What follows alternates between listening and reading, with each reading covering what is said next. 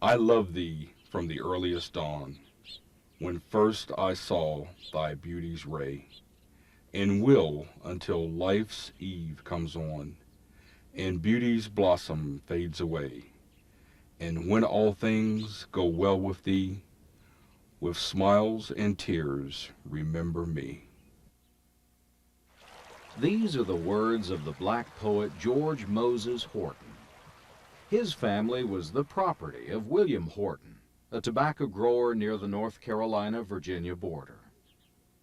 When George Moses was about 3, the Horton family moved to Chatham County around 1800. They bought property between the Haw River and the New Hope Creek, settling near what is now the land beneath the waters of Jordan Lake. This is the story of that land, the land beneath the waters.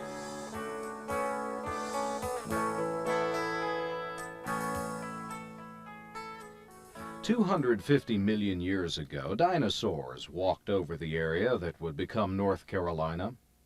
The rift separating North America and Africa became increasingly wider. Eventually, waters poured into this void, forming the Atlantic Ocean. During the next millennia, volcanoes erupted, then became dormant.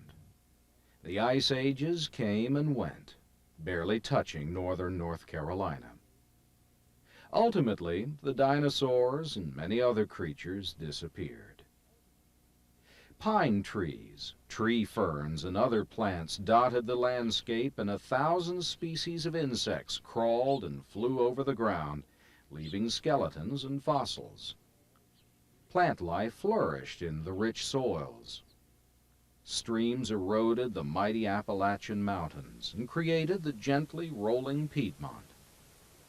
The eastern shore of North Carolina sank below the sea, then reappeared, finally settling into the present coastline. The New Hope Valley was created when the land split, forming 2 ridges. The western cliff is steeper than the eastern one. The New Hope River and its tributaries deposited rich soils in the valley, making the land particularly suited for flourishing plant life.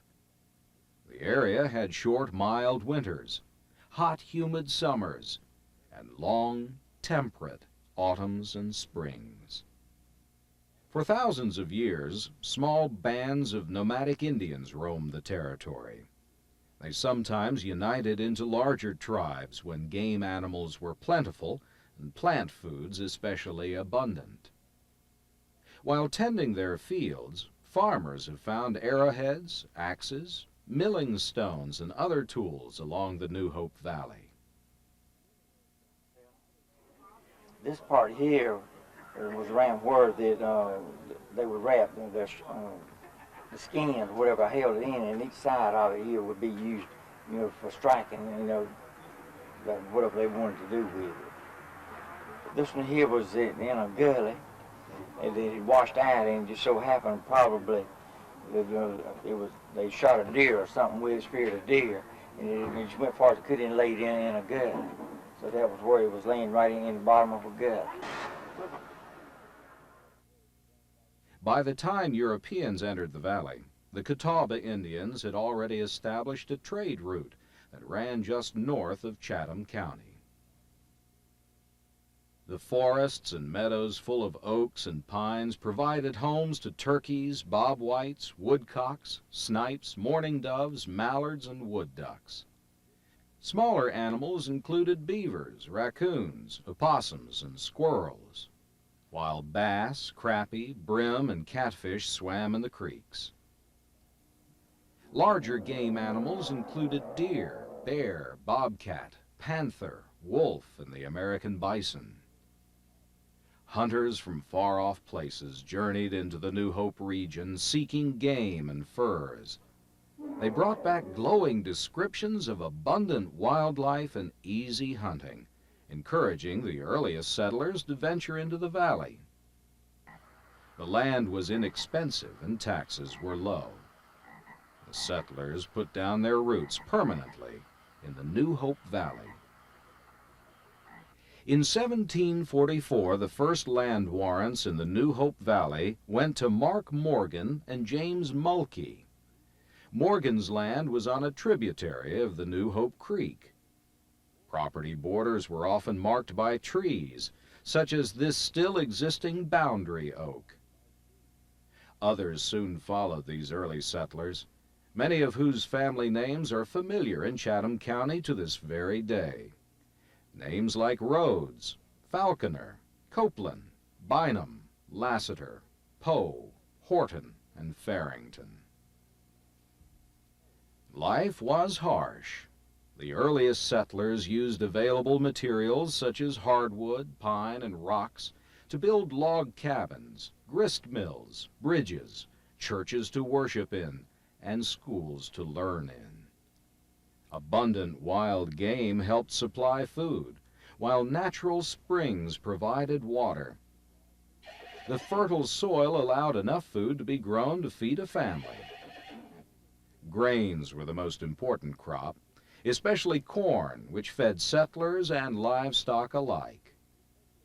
Occasional heavy rains caused streams and rivers to flood the land.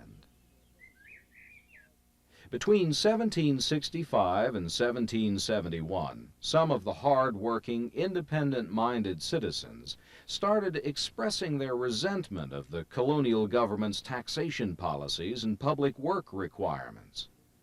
Using taxes to finance the building of the colonial governor's mansion in New Bern was a particular sore point. Public work requirements, such as compulsory road work, interfered with farm chores and angered many. Standing is a sense of haughtiness, of rebellion, of arrogance before God, very much like the British are before us today.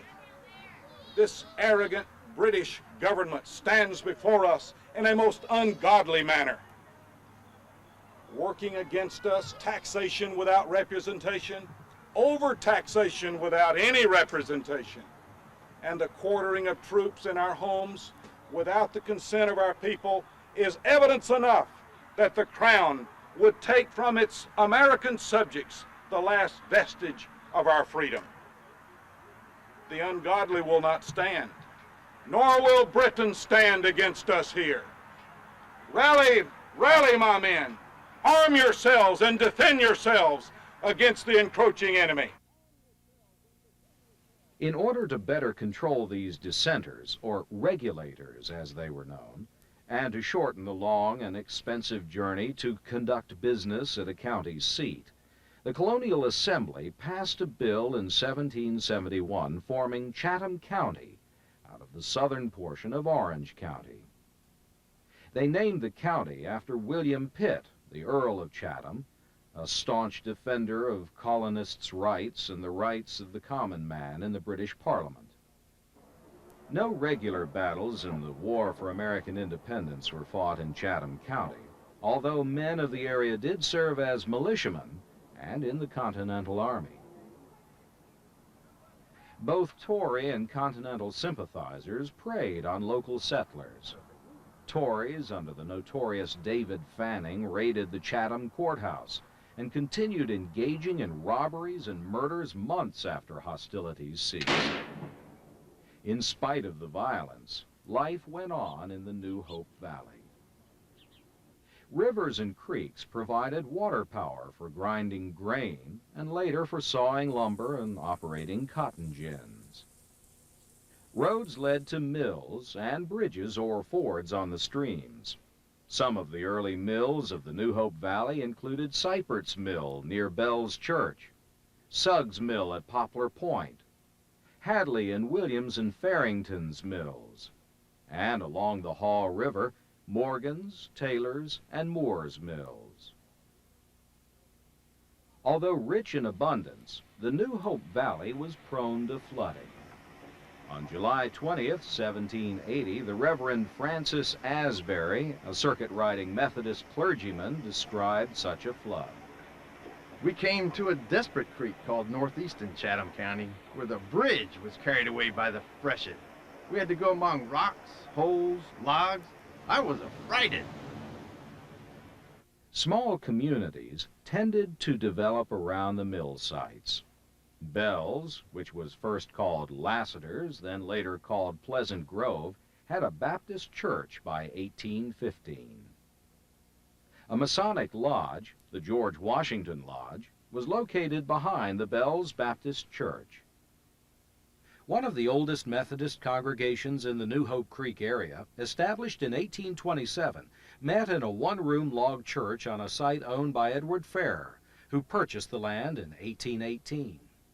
Between 1840 and 1850, a second church was built nearby the original Methodist church. In 1832, the Bells community built a school. This school site is still used by a local business today. Farrington was another small community that developed around a mill. The New Hope Academy was incorporated in 1855 and located on a public road between Farrington and Martha's Chapel. Near the academy was Merritt's Chapel, located on the New Hope Creek.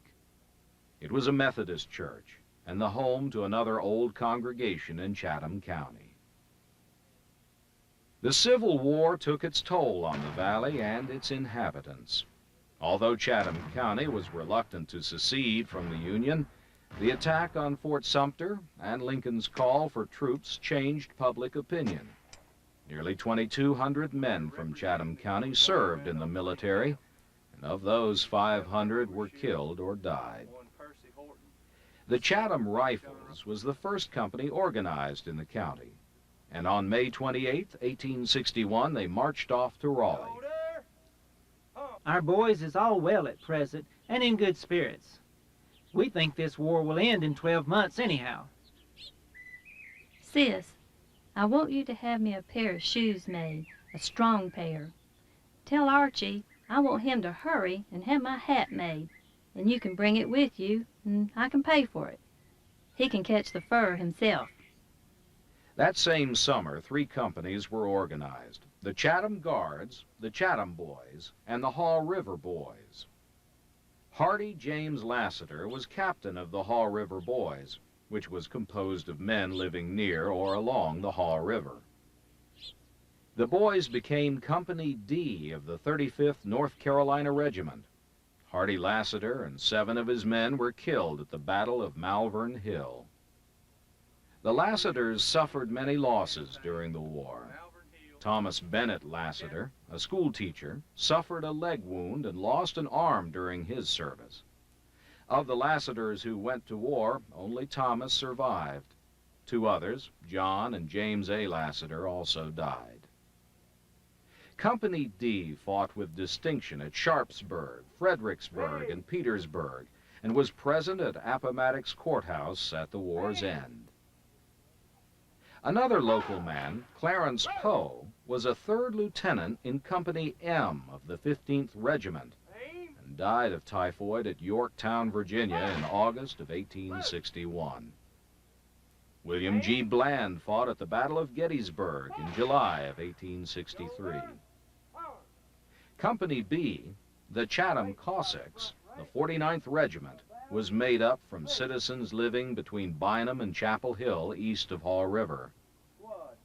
Major R.W. York from near Morgan's Creek was so liked by his troops, who were mostly farmers, that they named a Masonic lodge for him. With the men gone to war, the women shouldered all the home front responsibilities. Blacks mostly stayed with their owners and did their work, although a few accompanied their masters to war. The women formed ladies' aid societies to spin yarn, weave cloth, and sew clothing for the soldiers. They made blankets from torn-up carpeting and yarn. Women nursed the sick and cared for the destitute families of the men away at war. I was up in Chatham recruiting in February and had a splendid time, I assure you. I saw several young ladies of old Chatham. God bless them. They are as smart as ever. In January of 1865, every bridge on the Haw River was swept away by a heavy flood. Although this was a great catastrophe for the local community, the flood kept the Union troops from crossing the river that April and saved much property from destruction. By the end of the war, the countryside had been devastated. Soldiers straggled home to no money, little food, and few resources. Records from the time show that butter was $4 a pound, a head of cabbage cost $1, a pound of bacon was $2.75, molasses sold for $15 a gallon, a cord of wood $40, and for a gallon of good brandy, you'd have to scrape up $40. That is, if you had any money at all. One local man, Joseph Stone, lost everything on his plantation, and then, unable to cope with the stresses of war and its devastation, lost his mind. Stone's house is now restored and stands just south of the Farrington Causeway. John Farrington lost everything and had to sell his half of the Farrington mill to the Baldwins. By the end of the Civil War, the Federal Army had stripped New Hope Valley farmers of all their livestock to feed the Northern Army. Post-Civil War in the valley was a time of near starvation. By April, the farmers despaired of planting crops without a horse or mule to plow the fields. One day in late April, George Farrah's neighbor, Robert Sturdivant, suddenly saw motion in his fields and could barely believe his eyes. Just over the rise stood a white horse. Surely this was a gift from heaven. The horse belonged to no local people, so Mr. Sturdivant joyfully adopted it and plowed his fields the next day. Life suddenly seemed possible again. However, that night, the horse dropped dead. In 1869, in order to conform to the state constitution, the County Board of Commissioners divided Chatham into 12 townships, each approximately 8 miles square. One of those new towns, New Hope Township, took its name from the creek running into the Haw River. During the 19th century, most of the inhabitants of these townships were farmers. Social life continued to center around the home and church.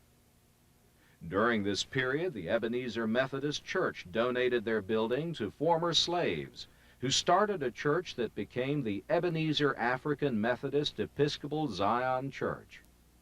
The Ebenezer Methodist congregation built a new structure in 1867, enlarged it in 1890, and later moved 2 miles to its current location.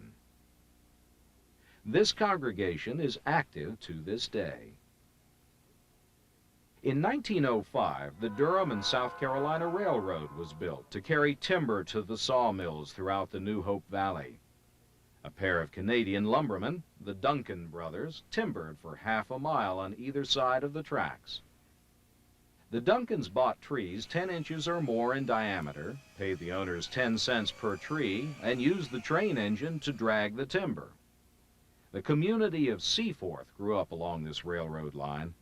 The Duncans named it in honor of their hometown of Seaforth, Ontario.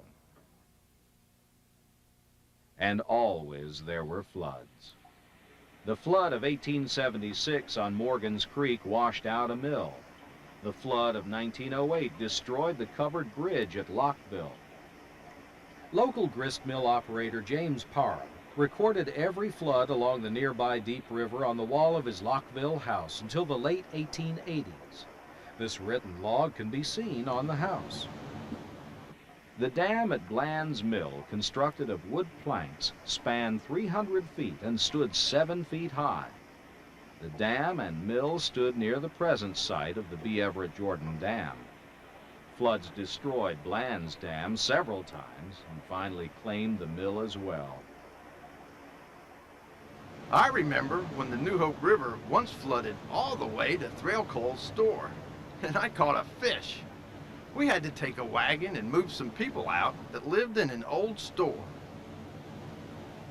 One time there was a raging flood right up to the covered bridge over the Haw River. Well, the school bus had to go down a very steep hill towards the bridge, and we begged the driver to let us off so we could walk across, but he refused. Luckily, we made it across. Then later, there was another flood and it took the bridge out. Residents first suggested the need for a flood control dam in the vicinity of Montcure in the 19th century. In 1919, Congress authorized a study of the dam proposal. The congressional study took 14 years to complete, but made no recommendations. Life went on as before in the New Hope Valley. The farmers raised livestock and produced corn, cotton, wheat, soybeans, hay, peanuts, apples, and pecans. Tobacco was so important economically that the timing of its harvest determined the first day of school. Sawmills, grist mills, fertilizer stores, and general stores served the surrounding communities. People came to fish in the big ponds developed by Roger Horton and Bud Holder, who stocked them with brim and bass. On Saturday afternoons, the ladies from the local churches held their picnics there. Frequent social events included square dances, quilting parties, corn shucking, and candy pulling. In Old Farrington, the crack of baseball bats resounded, and the players became local heroes. A number of these county ball players went on to play for professional teams. Among them was J.P. Howard. In 1945, a devastating hurricane struck Fayetteville and parts of the Cape Fear River Basin. Flooding was widespread, resulting in massive destruction. U.S. Senator B. Everett Jordan proposed looking into means of flood control. In 1946, Congress directed the United States Army Corps of Engineers to study the area to determine how to prevent future disasters. The engineers suggested a dam and reservoir in Chatham County, near the confluence of the Haw and Deep Rivers where they form the Cape Fear River. Agricultural experts disagreed with their report, instead favoring a system of small dams and lakes along the New Hope Creek. The Army Corps of Engineers' much larger plan advocated capturing floodwaters before flooding could enter the Cape Fear River. Most of the water would back up into the relatively flat land in the New Hope Valley. This report alarmed the families of eastern Chatham County, who feared dispossession.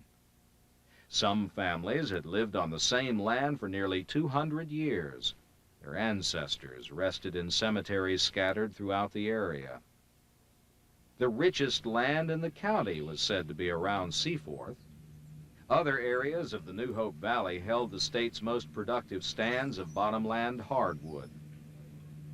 Suddenly, a pastoral lifestyle was about to change. Lives would be torn up by the roots, and the sources of local income would be destroyed. Emotions ran high among residents of the New Hope Valley. They met with local, state, and national government officials to protest land seizures. They wrote their congressmen, signed petitions, and contacted political leaders. Busloads of citizens went to Washington to plead their case. I don't see why we just can't have a few small dams instead of this large one. I mean, the engineers seem to think either way would be okay. There are at least 1,300 of us who live in Chatham County who are against this project. We have their signatures. If this goes through, 151 families will be displaced. They will lose everything. Some of Chatham's business leaders, mainly from the western part of the county, came out in favor of the project, preferring to cash in on it rather than fight. The lake would provide water, which could be used to attract industry to the area. There are some Chatham County landowners who own property in the New Hope Valley who are in favor of the dam. We have to think of the future of the county.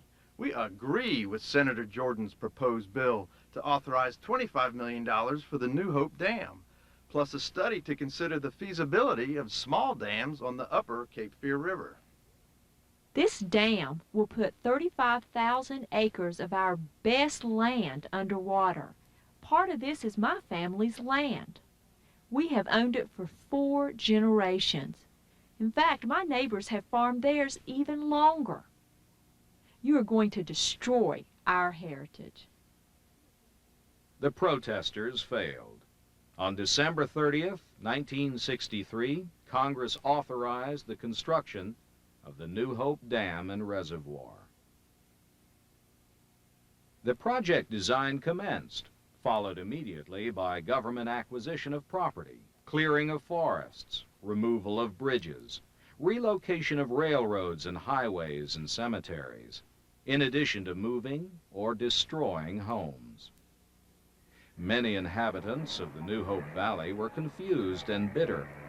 They didn't understand how the government could decide that land and homes along the Cape Fear River were more important than their land and homes along the New Hope River. The Corps paid $200 an acre for land. Some older folks didn't know how to protect their rights and sold promptly. Others fought back. And the government resorted to condemnation to acquire all the necessary territory. Court cases over land purchases continued for a decade. Some homes and structures were abandoned and destroyed.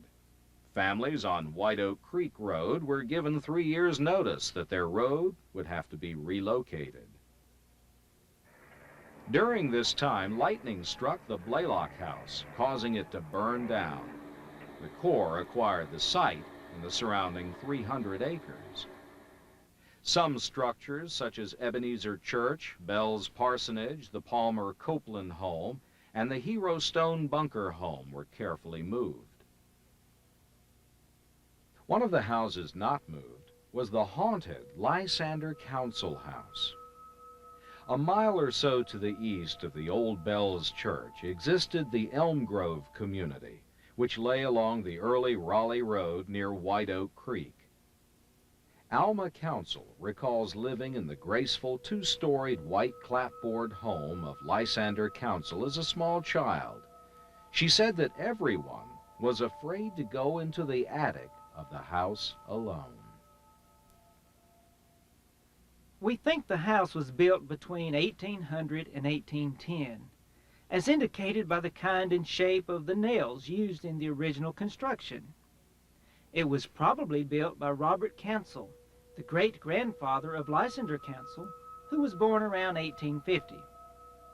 The kitchen was originally a separate building, but was later connected to the house with a passageway. My dad once owned the house, and before him, Uncle Roger. Both men firmly believed the house was haunted. Almost everyone who lived or stayed there reported strange noises from the upper portion. In the attic, we would hear a door creaking and closing, even though a doorstop had been attached to stop the door from opening. Boards and steps creaked as if someone was walking very slowly.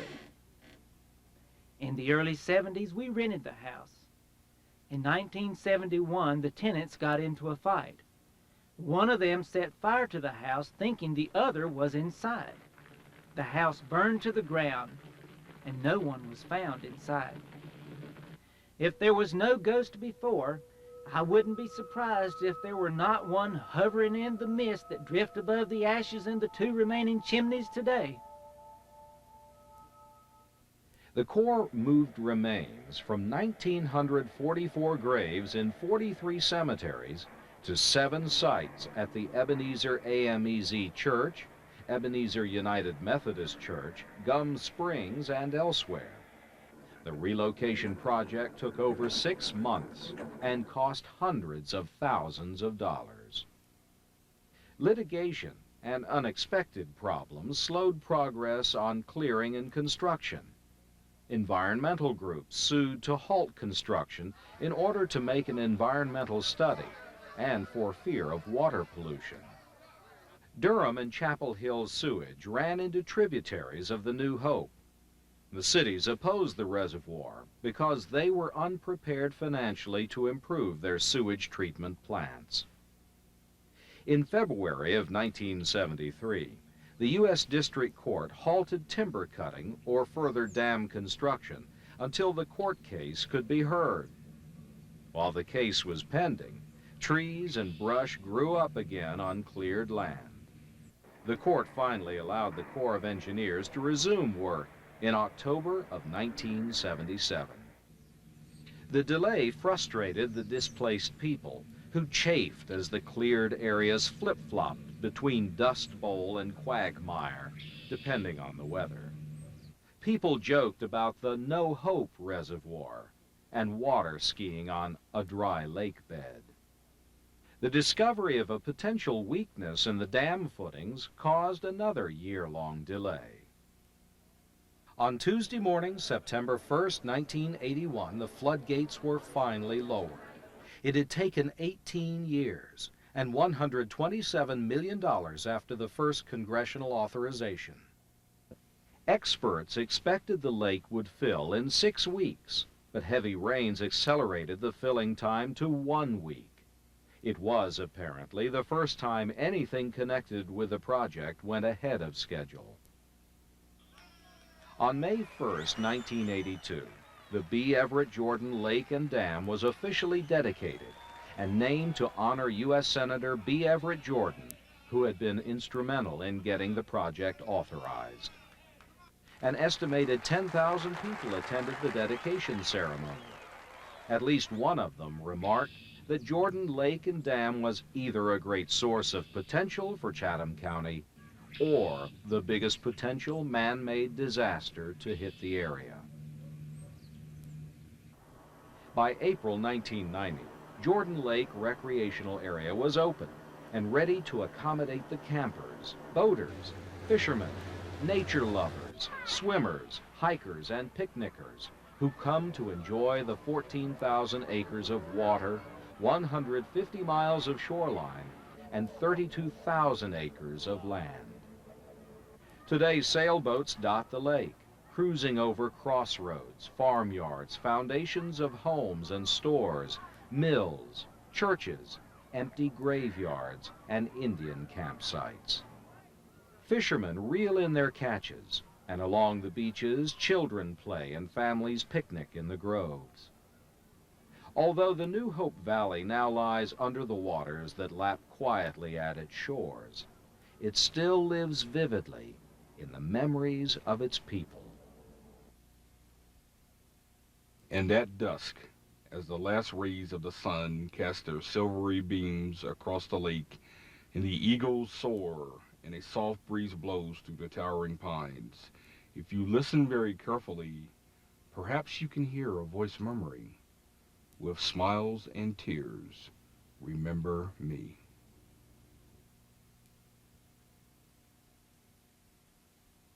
This production received major funding from the North Carolina Department of Cultural Resources.